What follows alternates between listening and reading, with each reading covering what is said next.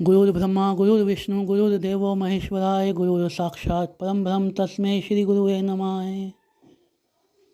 आप सबके भीतर बैठे हुए उस परमपिता परमेश्वर को, उस सच्चिदानंद स्वरूप को मैं कोटि कोटि नमन करता हूँ और श्रीमद् भगवद गीता के अगले सूत्र को समझाने का प्रयास करता हूँ। कुरुक्षेत्र के मैदान में कौरव और पांडवों की सेना आमने सामने है। अर्जुन पांडवों की तरफ से लड़ने के लिए सबसे आगे है, जिसके सारथी श्री कृष्ण बने हुए हैं। अपने सगे संबंधियों के प्रति प्रेम उत्पन्न, मोह उत्पन्न, आसक्ति उत्पन्न होने के कारण अर्जुन युद्ध से मना कर देते हैं, मुझे युद्ध नहीं करना, हे श्री कृष्ण रथ को वापस ले चलो। श्री कृष्ण अर्जुन को समझाते हुए कह रहे हैं कि यह धर्म युद्ध है और धर्म युद्ध में सामने अधार्मिक स्थिति में कोई भी हो, चाहे वो आपका अपना पिता, पुत्र, भाई, सगे संबंधी कोई भी हो, अगर सामने वाला अधर्म की स्थिति में है, अधर्म के पथ पर है, तो उससे युद्ध करना, उसे परास्त करना कोई अधार्मिक कृत्य नहीं है, नीति विरुद्ध कृत्य नहीं है। इसी क्रम को आगे समझाते हुए श्री कृष्ण सत्य का ज्ञान करवा रहे हैं अर्जुन को, और वो कहते हैं कि दो प्रकार के दार्शनिक इस दुनिया में हैं। एक वो जो आत्मा को शाश्वत मानते हैं, एक वो जो आत्मा को नश्वर मानते हैं। दोनों ही स्थितियों में शरीर के प्रति शोक करना व्यर्थ है।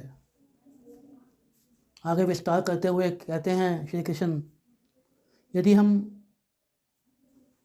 आत्मा को नश्वर मान लेते हैं तो पंच तत्वों से शरीर बनता है, बिगड़ता है। उसी क्रम में आत्मा भी बनती और बिगड़ती है। ऊर्जा संरक्षण नियम के अनुसार आत्मा एक रूप से दूसरे रूप को ग्रहण कर लेती है। ऊर्जा को नष्ट नहीं किया जा सकता। साइंस का नियम है, विज्ञान का नियम है, ऊर्जा संरक्षण नियम।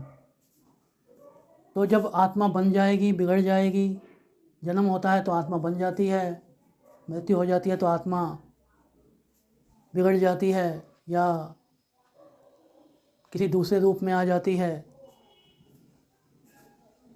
तो शरीर बनता है, बिगड़ता है आत्मा के साथ साथ।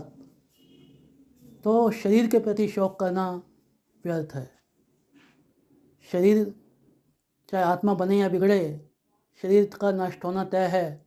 इसलिए शरीर के प्रति मोह या आसक्ति उत्पन्न होना सही नहीं है। दूसरे दार्शनिक ये मानते हैं कि आत्मा शाश्वत है। आत्मा एक रूप से दूसरे रूप में जाती है, एक शरीर से दूसरे शरीर को ग्रहण करती है, एक जीव से दूसरे जीव को ग्रहण करती है, एक योनि से दूसरे योनि में प्रवेश करती है। और यह क्रम तब तक चलता रहता है जब तक कि जो कर्म हैं वो बैलेंस नहीं हो जाते या जीव को मुक्ति नहीं मिलती, आत्मा को मुक्ति नहीं मिलती। तो आत्मा यदि शाश्वत है तो वो एक शरीर से दूसरा शरीर, दूसरे से तीसरा शरीर ग्रहण कर लेगी। तो शरीर के प्रति मोह उत्पन्न होना, आसक्ति उत्पन्न होना अनुचित है। तो इस प्रकार श्री कृष्ण अर्जुन को समझाने का प्रयास कर रहे हैं। चाहे शरीर को शाश्वत मान लिया जाए या आत्मा को शाश्वत मान लिया जाए या आत्मा को नश्वर मान लिया जाए, दोनों ही स्थितियों में शरीर के प्रति शौक उत्पन्न होना अनुचित है। आज जो आपके भाई बंध हैं, आज जो आपके सगे संबंधी हैं, वो तब तक ही हैं जब तक कि सांसें चल रही हैं।